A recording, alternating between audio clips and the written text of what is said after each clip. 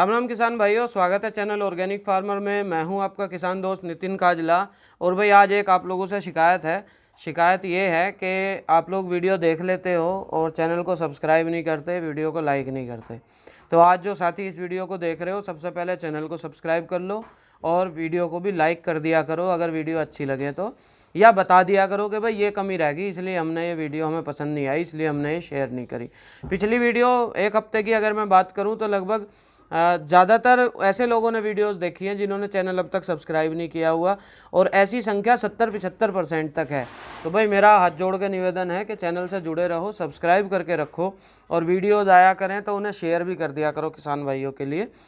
तो आज का जो विषय है उसके ऊपर आते हैं। आज का मेन विषय ये है कि भाई हम ऑर्गेनिक खेती कर रहे हैं और ऑर्गेनिक कार्बन पे बहुत सारे साथियों का फोकस नहीं है। मुझे फ़ोन भी आते हैं, बात भी होती है कि जी हम तो जीवामृत चला रहे हैं और 2000 लीटर चला लिया और 1000 लीटर चला लिया और इसी से हम खेती कर रहे हैं और इसी से होगा जो कुछ होगा, या हम तो वेस्ट डिकम्पोजर चला रहे हैं, इसी से होगा जो भी होगा।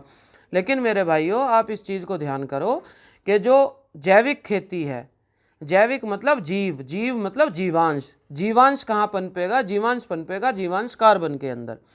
ऑर्गेनिक अगर मैं बात करूं तो ऑर्गेनिक आपने केमिस्ट्री पढ़ी होगी, मैंने भी पढ़ी है। तो हिंदी में उसे कहते हैं कार्बनिक रसायन।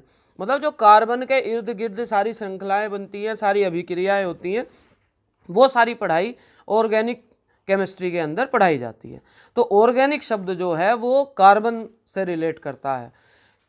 सॉइल कार्बन आप लोग समझ रहे होंगे, जब हम मिट्टी की जांच कराते हैं तो हमारी सॉइल में जो ऑर्गेनिक कार्बन, जीवांश कार्बन की मात्रा होती है, उसको जांच करी जाती है उस मिट्टी जांच में। साथ ही साथ उसको अच्छा करने के लिए, बढ़ाने के लिए ये चर्चा की जाती है कि भाई जीवांश कार्बन बढ़ाएं तभी हमारा अच्छा उत्पादन होगा।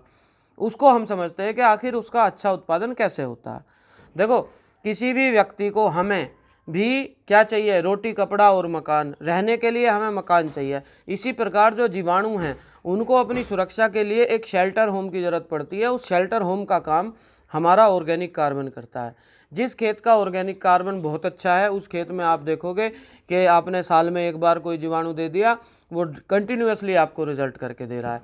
जिस खेत का ऑर्गेनिक कार्बन बहुत कमज़ोर है, आप 3-3 महीने में भी दे रहे हैं कोई भी जीवाणु, वो बढ़िया रिजल्ट आपको नहीं मिल रहा। और हम यूनिवर्सिटी को कोस रहे हैं या कंपनी को कोस रहे हैं कि फलां कंपनी का माल जो था वो अच्छा नहीं निकला, इसलिए हमारे NPK कंसोर्टिया ने या एजोटोबैक्टर ने अच्छे से काम नहीं किया।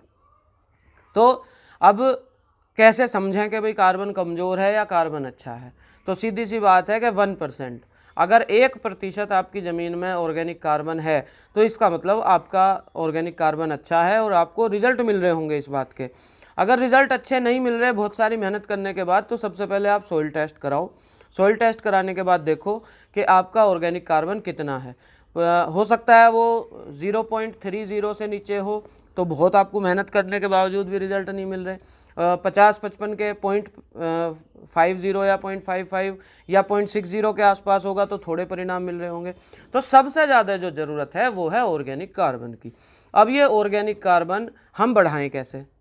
तो जाहिर सी बात है कि जीवांश है, कार्बन है। कार्बन होता है वनस्पति में, जो हमारा पौधा जो हम पैदा करते हैं खेत में, उसमें जो उसका बचता है, फसल का अवशेष जो बचता है, वो कार्बन का बना होता है। क्योंकि हमारा जो पौधा है वो 98% जो है वो कार्बन, हाइड्रोजन और ऑक्सीजन से बनता है। बाकी 2% उसमें मिनरल्स और ये सब चीज़ें होती हैं। यही चीज़ है कि DAP, urea, potash, zinc, sulphur, इन सब की ज़रूरत केवल 2% होती है पौधे को। मुख्य रूप से कार्बन, हाइड्रोजन और नाइट्रोजन की ज़रूरत होती है। कार्बन का बहुत सारा अंश जो है वो CO2, कार्बन डाइऑक्साइड से आता है, लेकिन उसके अवशोषण में भी और दूसरे तत्वों के अवशोषण में भी कार्बन की ज़रूरत पड़ती है। तो खेत का कार्बन बहुत ज़रूरी है, जो सॉइल कार्बन है उसकी ज़रूरत पड़ती है। तो जो इसके अवशेष हैं वो कैसे मिलेंगे? सूखे हुए पत्तों के रूप में मिलेंगे, हरे तने के रूप में मिलेंगे, तना जो पशु ने खाया उसके गोबर के रूप में मिलेंगे, गोबर जो वर्मी कंपोस्ट में वर्मी ने खाया, कंपोस्ट बनाया, उसमें मिलेंगे, या आपको वो मिलेंगे गोबर की खाद जो अच्छे से कंपोस्ट करी हुई है उसमें मिल जाएंगे, जंगल के पत्ते हैं उसमें मिल जाएंगे, जो किचन का वेस्ट है उसमें मिल जाएंगे। तो ये सारी चीज़ें ऑर्गेनिक कार्बन का बहुत अच्छा सोर्स है, बशर्ते हम कार्बन को समझ के और इनका यूज़ करें। कार्बन भी, जो ऑर्गेनिक कार्बन भी है, वो 3 तरह का होता है। पहला होता है स्थिर, स्टेबल कार्बन, फिर होता है अस्थिर, जो अनस्टेबल कार्बन, और एक होता है चंचल, वो मतलब वोलेटाइल होता है, वो कभी स्थिर हो जाता है कभी अस्थिर हो जाता है। तो स्थिर अस्थिर की चर्चा मैं इसलिए कर रहा हूँ कि स्थिर कार्बन जो है वो लंबे समय तक टिक के हमारी फसलों को, हमारे जो जीवांश हैं उनको लंबे समय तक वो शेल्टर देगा, या लंबे समय तक हमारी फसल के लिए वो न्यूट्रिएंट अवेलेबल कराएगा। जबकि जो अस्थिर है वो बहुत जल्दी ख़त्म हो जाएगा, और चंचल जो है उसे, वो हमारे ऊपर डिपेंड करेगा कि हम उसे स्थिर करेंगे या उसको अस्थिर रह के उड़ जाने देंगे। तो मुख्य रूप से जो पका हुआ होता है, मतलब पकी हुई फसल का जो कचरा है, गोबर की खाद है, वर्मी कंपोस्ट है, घनजीवामृत है, ये सब में उसको स्थिर कार्बन मिलेगा। कोई हमने मल्चिंग कर दी है सूखे तने की, पत्ते की, वो जब धीरे धीरे डिकम्पोज होगा उसमें स्थिर कार्बन मिलेगा। जो ग्रीन मैन्योर है, मुख्य रूप से जो हरी खाद वगैरह होती है, उनमें जो है चंचल कार्बन होता है। तो उस चंचल कार्बन को हमें स्थिर करने के लिए उसको थोड़ा सा, एक तो ओवर एज कर लो, दूसरा उसको मिट्टी में आप मिला दो, उसको मिट्टी में दबा दो, तो वो काफ़ी समय तक वो कार्बनिक मटेरियल हमारी खेती के काम आ सकता है।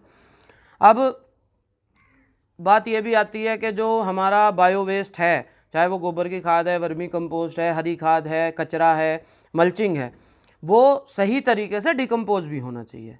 कच्चा रहेगा तो वो खेत की नाइट्रोजन खाएगा उसको डिकम्पोजिशन में, तो उसको भी आपको ये देखना पड़ेगा कि भाई हम इसको कैसे डिकम्पोज करें। कई सारे तरीके हैं, सबसे सुलभ जो तरीके हैं आजकल डिकम्पोजर्स हैं, चाहे वो गाजियाबाद का डिकम्पोजर है, चाहे वो पूसा का डिकम्पोजर है, आप उनका प्रयोग कर सकते हो। या अगर वो आपके क्षेत्र में उपलब्ध नहीं है तो आप, जैसे कचरा है कोई और उसको आपने खेत में फैला दिया, फैलाने के बाद उसको मिट्टी में आपको मिलाना है, जोतना है, तो उस समय आप उस पर गौमूत्र का या पशु मूत्र का स्प्रे कर दो, या ट्राइकोडर्मा अगर आपके यहाँ उपलब्ध है उसका आप स्प्रे कर दो। जैसे कि हम गोबर की खाद खेत में फैला देते हैं, उसके ऊपर ट्राइकोडर्मा का स्प्रे कर दो, तो वो सॉइल ट्रीटमेंट भी करेगा, साथ ही साथ इसके डिकम्पोजिशन में भी हेल्प करेगा। ये आप कर सकते हो। या फिर आप जो है उसको समय दे सकते हो कि भाई हमने एक पूरे खेत की गन्ने की पत्ती एक जगह ढेर लगा दिया, बारिश आई, पानी मिला, पानी से भी डिकम्पोजिशन होता है, धीरे धीरे वो गल के वो ढेर आपका चौथाई रह गया, चूरा हो गया पत्ती का, तो आप अब वो डिकम्पोज हो गई, अब आप उसको खेत में इस्तेमाल कर सकते हो। तो इस तरह से आप ऑर्गेनिक कार्बन को खेत में बढ़ाने में कोशिश करो, तभी हमारी जैविक खेती प्रॉपर तरीके से जैविक हो पाएगी और हमें अच्छे इसके रिजल्ट मिल पाएंगे। चाहे वो आप गोबर की खाद उसमें डालो, चाहे आप उसमें हरी खाद लगाओ, चाहे आप उसमें जो है फसल का जो अवशेष है उसको ना जला के मिट्टी में मिलाओ, इन सब चीज़ों से आपका जो है ऑर्गेनिक कार्बन बढ़ेगा। ऑर्गेनिक कार्बन बढ़ेगा तभी प्रोडक्शन बढ़ेगी, रोगों की, जो रोग आते हैं खेत में उनकी आने में कमी आएगी, तब हमें प्रॉपर रिजल्ट ऑर्गेनिक फार्मिंग के मिलेंगे। तो भाई आज का जो महामंत्र है वो यही है कि ऑर्गेनिक कार्बन हमें बढ़ाना है जैविक खेती करने के लिए। वीडियो अच्छी लगी हो, यहाँ तक आपने देखी, तो इसे लाइक करो और शेयर करके जाओ भाई, 2 4 10 20 व्हाट्सएप ग्रुप में शेयर करो, किसान साथियों को पता लगे। अच्छी चीज़ है, अगर मेरे अनुभव से किसी को, 2 किसानों को भी लाभ हो जाए तो मुझे बड़ी संतुष्टि होगी, और आपको भी एक यश मिलेगा इस बात में कि आपने एक अच्छा काम किया, अच्छे काम को आगे बढ़ाया। तो भाई आज के लिए इतना ही काफ़ी है, अगली वीडियो में मिलेंगे। चैनल को सब्सक्राइब करके रख लिया करो, दोबारा आपसे रिक्वेस्ट है। फिर मिलते हैं अगले वीडियो में, नमस्कार।